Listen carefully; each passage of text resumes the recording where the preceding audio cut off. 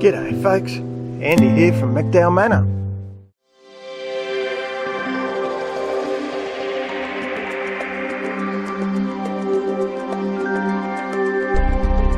So I'm out in the yard now. There's the mushrooms we were looking at there. Got a couple of lemons on that little lots of lemon I saved. I'm going to use the juice of them in some spritzed up water. We got a good crop of ruby grapefruits. You can see there's still some on, but yeah, Rossie's been eating them for quite a while now. That did very well. The kefir lime still survives. That's it in the corner over there. Poor old thing, it's in a pot. The grape that's a grape cutting that I did myself. You might remember I cut the other grape out because it was a variety that I didn't like, and I'm happy to announce the new one's going well. You can probably see there's mandarins on the little mandarin tree. That's that lime, Panama lime that I saved. Very happy that I managed to save him. There's none left now, but we had a really good crop of lemonades, which I was also using the juice out of in that spritzed up water. Really nice, I've got to say. As an alcohol alternative, fruit juice water is bloody good. Ah, lordy, that's a lemon in the back corner. There is actually a couple still on him. The fig that's never done anything, well, that's not true. The first year I had it, it produced fruit, but it was on the other side of the yard. So once this fellow drops his leaves, I'm going to try and remove it and put it back out on the north side of the yard where it gets some sun. The peach is going gangbusters. Remember, the rats ate the crop of peaches. I'm going to cut that right back once it should be deciduous as well, so I'll cut him back. There's a gooseberry beside it.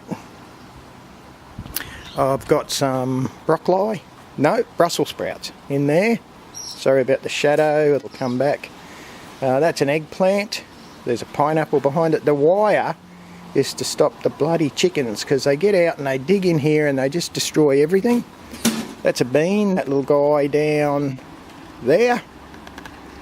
And the feijoa, although he's growing very well and espaliered perfectly, he could be on his last legs because he's never produced a crop either, and I don't have room for freeloaders. Pomegranate in the corner there. It's growing quite well. I'm quite happy with how it's growing, so even though I haven't had a crop of it, it's going to survive. That little grey thing is what's called a curry bush. Not a curry tree, a curry bush. I don't recommend them. They smell like curry, but there's no taste, there's no flavour in the leaves, so he's kind of useless. He's survived because Rosie likes the look of him, and he is pretty, and he's soft. We've got our pipsqueak orange.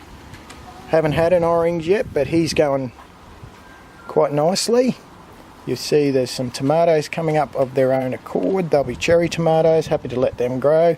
The chooks cleaned out, when I redid the chook house, the chickens just destroyed this whole garden. Everything that was in there pretty much got killed, except for the orange, thank goodness. In the corner there is some more beans. Now you're going to see that Rosie stole the place where I used to keep my turmeric, and yes, I know I can cut the top off that turmeric. I've just harvested it. I got 454 grams of turmeric, and I kept enough, probably kept about 300 grams that's going back in the ground. Some will go out the front, and that was a good clump that I know will survive. Let's go over this way. Rosie's dug my pineapple out from the other side. You can see things are a bit on the move here. So that's the pineapple that was on the other side. There's the rat-proof cage. Things are going okay in there. Certainly not getting eaten. What amazed me was I got bloody sweet potato came up. That was a bit of a shock because I really thought I'd gotten it all out. Let's open this up and give you a look. The cabbages have taken a bit of a hammering from grubs. So I've actually lost a couple that were up that end. That was grubs, not rats. Oh, you can see what happened. See that little one in the middle there? Yep, that was hit by moths a bit too hard. Now I haven't completely finished the relocation process. That's an orange I got from an Aldi store for 17 bucks. Given they normally sell for at least 35, that's pretty good going. So I actually bought two. That one's a blood orange, whereas the other one was a seedless Valencia. So Mark, if you ever see this clip, yes mate, I bought the other one on your recommendation. So over in here I've got some ginger in a pot. Beside that is yacon. It survived the move out of that wicking bed pretty well. And in the corner in a pot is a thing called a sabernut, or a Brazilian, is it Brazilian or Madagascan chestnut? The little aquaponics bed's going quite well. You can see that's all sprung back rather nicely. The bigger aquaponics bed, the new one, you can see I'm working on a cage. Sorry about the light. I'm working on a cage for that. There's some lettuces in here, ton of basil, lettuces, silver beet, bit of chives, some... now these pots, I'm just beside where I was before. These pots have got tomato in that one. Actually had a few cherry tomatoes off that are quite nice. He's going quite well. Beside it is that grape you can see growing there. That's another one of my cuttings. And there's that seedless... oh no, there's the blood orange. The quails are doing okay. Since I've done quail video recently, I'm not going to do another one. And they're hard to see in this light anyway.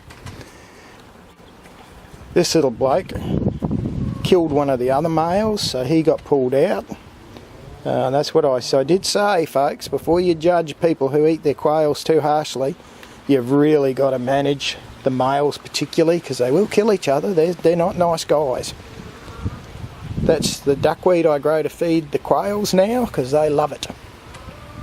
I've got some garlic that I'm experimenting with. A mate of mine, Dave, thanks for the garlic, brother, suggested that I try them in pots first and then plant it out, so that's what I'm doing.